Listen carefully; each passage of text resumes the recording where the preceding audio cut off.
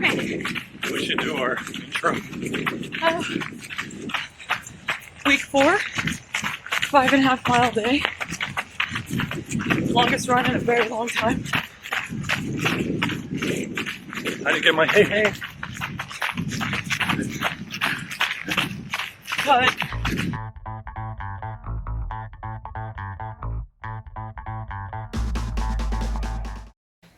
Hey, so we ran today. It was our longest run since the before Thanksgiving? times. No, not the before times. Oh yeah, that's right. We did turkey trot. An annual 5-mile turkey trot. This year, obviously, it was around our neighborhood, not in our old route. Right. But that's only 5. We did 5.5 today. Today was so we got out there really early. It was 78 degrees by the time we woke up. Yeah, when we woke up. And at 5 in the morning. The humidity was 84%. We lucked out. We had cloud cover and a really nice breeze, but it's tough, And for those of you who have run in those kinds of temperatures, it's just really tough. It's not true. But we have been talking about several things. One, hydration. Right. So, if you recall, we have trained for 1 marathon before. That's right. And our goal that time was to complete a marathon, which we did. We did. Hey. Yay. But this time, it's like, hey, how about let's run this in, I don't know, less than 6 hours and 50 minutes. Yeah. Noble goal. Right. So one of the things that when we really kind of like thought about what took us so long, first of all, we know we're a little bit slower. We're kind of fine. slow. So we're below, working on speed. We're below the minimum pace for a RunDisney race, but we were out there for a really long time. Yeah. We're slow. Another thing, though, that occurred to us is that, on RunDisney races, you run through several parks, as many of you know. Mm-hmm. And there's a part of me that's like, oh, well, it's a real bathroom. I should probably take advantage of this. Yeah, who wants to use a porta potty, right? Nobody. So instead, you can use like huge spacious bathrooms. Mm-hmm. Yeah, of course. Well, so like I had that in my mind, like, oh, well, every park that we hit, we'll be able to use a bathroom. Combined with not knowing what the heck we're doing when it comes to like preparing hydration. Yeah. Like the way we've addressed it in the past or kind of approached it in the past is to just douse ourselves, like just to drink tons of water the day before, the morning, like whatever, just to like water.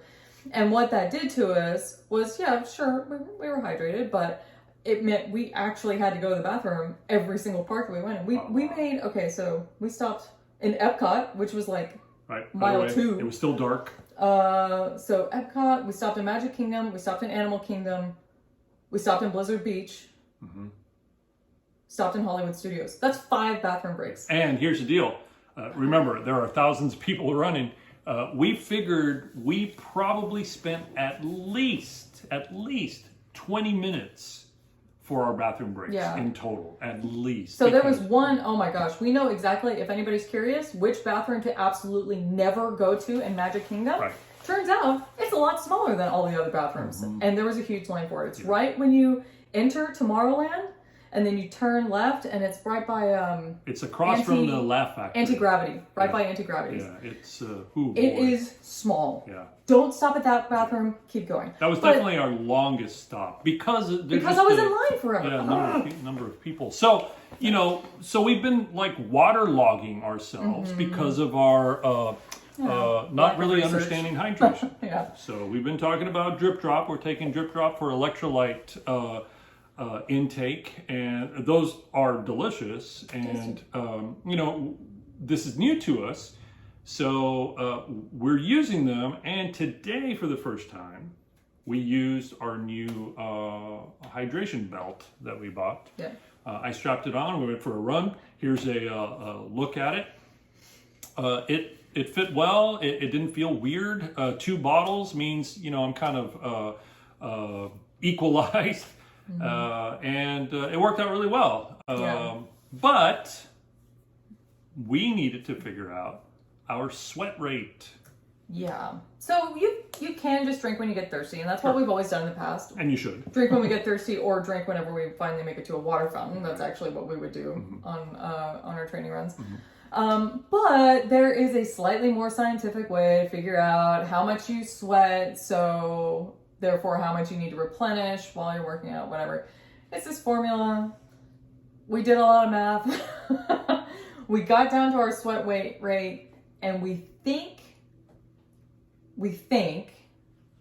still pending some experimentation, that about 12 ounces of liquid is what we need to drink per hour, which seemed, in theory, like a huge amount of liquid, right? That's a lot of liquid. Our little bottles they go up to, like, the last marker is 10 ounces, but I'm pretty sure like the whole bottle is 12 ounces. And we went for an hour-long run today, and we drank them like pretty much perfectly. We took a couple swigs every mile, and just by the end of the run, we had just like a little bit left, and we're able to top them off at the water fountain. And I don't know, I felt pretty good. And that's the thing, you know. I felt energized, and I'm not talking about magic, you know. Oh my gosh, I'm flying. Well, I wonder if it was psychosomatic for me too, because as soon as I took a swig, I was like, but you know, it's better than water because you're replenishing electrolytes. We're sweating. Yeah, we are. We lose a lot of salt. We are salty sweaters. Yeah. That's a good band name. Write that down. But the calculation for sweat rate, you know, it's also a variable. So it's something that you should do whenever your conditions change. So, you know, our conditions, you know, here for the last 50 years or however long it's been. Yeah, it's hot and humid. So next time that changes drastically, then we're gonna calculate our sweat rate and see how that goes. I think we're learning a lot. I think we're kind of getting it, and hopefully it'll help us. The 5.5 miles today felt pretty good. I didn't have to stop for a pee break. Yeah, neither did I, which is unusual for us. And again, I think it's because we were just drinking so much water, just straight out water.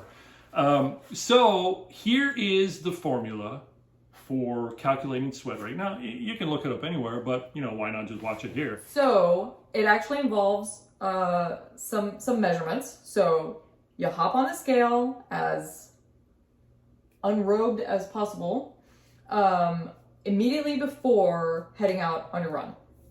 And this is like after eating, after drinking whatever you need to drink, after, you know, pit stops, whatever. Weigh yourself, hit the road, well, take note of your weight. Hit the road, and as soon as you get back, weigh yourself again. So that's the first part of the formula, which is starting weight minus ending weight.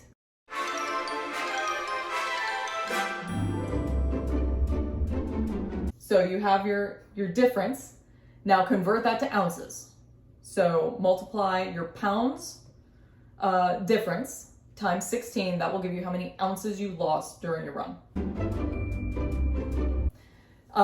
Now we have to account for other variables like intake and outtake. So if you drink anything, add the number of ounces that you drank. If you urinated, do your best to estimate the volume of it. We guessed like 4. I don't even know what to do with that. So our number could be way off. We really need to try it sometime without using the bathroom. But that was, you know, who knows? I really have zero concept of what kind of volume that let's just say the weighing of your own urine is up to you. Okay, so we have starting weight minus ending weight. You have your poundage times 16. You have your ounces. Plus your ounces you took in minus your ounces you took out.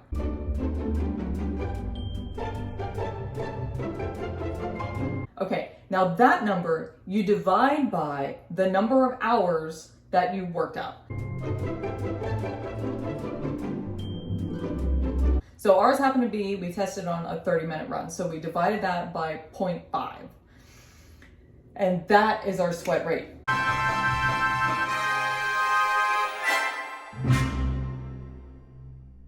Now, from there, ta-da! We got our sweat rate. It's kind of an arbitrary number. We're like, cool, what do we do with this?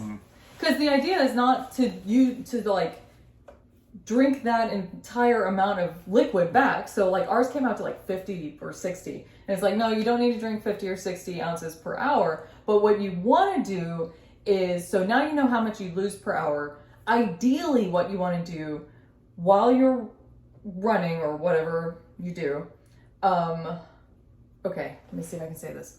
What you want to do is you want your ending weight, your after weight, to be within 2% of your starting weight. So then you get to do some extra math, figuring out what the heck 2% of your starting weight is, and then like try to work it out. Anyway, somehow we ended up at 12 ounces. Don't ask me to show my work. It's kind of an estimate, but here we are. Like every math course I ever took, that explanation was clear as mud. You can figure it out. Now, figuring out your sweat rate is easy. It's what is 2 to 3% of your and how does that compare to your body sweat weight? rate? Yeah, so you figure out how much you lose per hour. So now you get to figure out how much to take in per hour to only lose 2%. Right. So hey, that was a good explanation. There you go. Okay. Why couldn't somebody tell me this yesterday when I was trying to figure this out? I should have taken math from you. Maybe I would have. Well, anyway. So there it is. That's for you to use. We're really hoping that's going to change our energy levels, but also our pit stop time.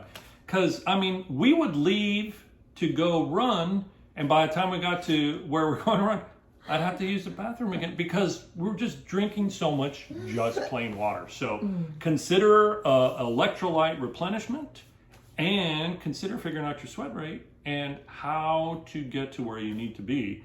Because, 20 to 30 minutes during a run just for pit stops, that's a lot of time. Yep.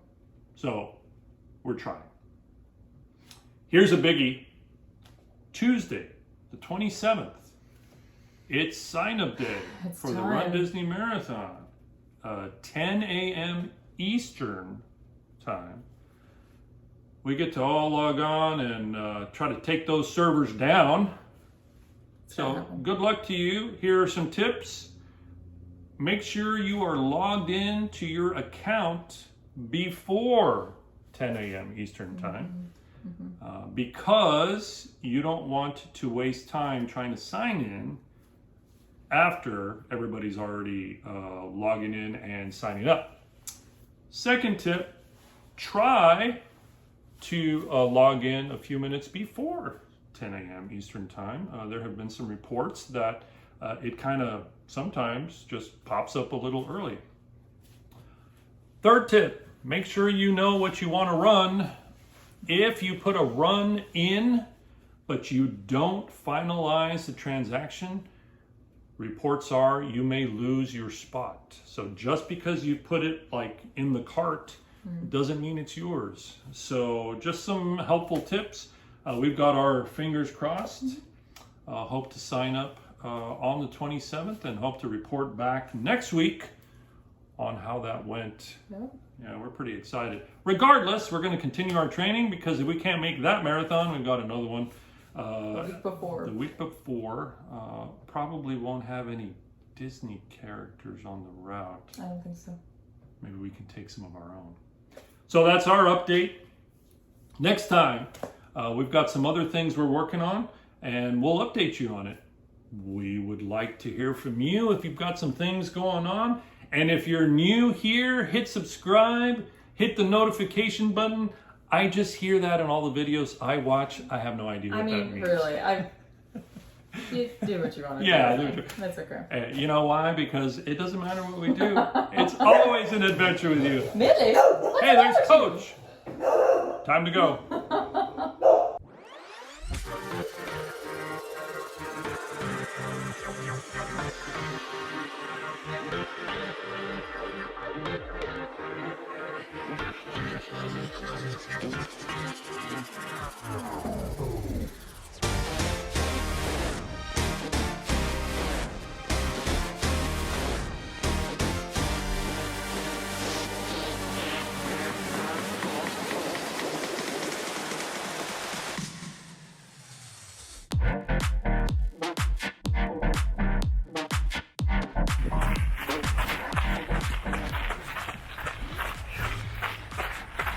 Thank goodness for cloud cover, huh? No kidding. Hot. It's so hot and humid today. Holy man. That's okay. 1 mile to go.